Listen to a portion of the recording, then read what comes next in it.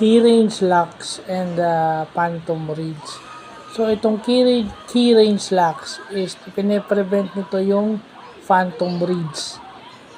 Ginagamit siya para hindi magkaroon ng phantom reads. Ano tong phantom reads na to?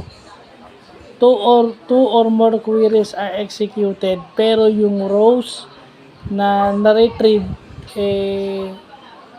hindi tama o magkaiba.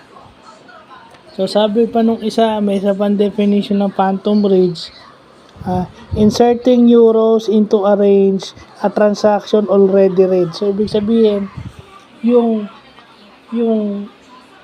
phantom reads is nag-i-insert siya ng bagong rows dun sa mga part ng database na nabasa na o napasadahan na. So nag-i-insert siya ng rows dun. So yun yung pinipigilan ng key range locks. Kasi magugulo yung data pag may dinagdag kang bagong rows. So yun yung pag nagsisearch tayo, nagre-retrieve tayo ng data, yung mga locks na ito prevents those things from happening, lalo na yung phantom reads. So yun lang po.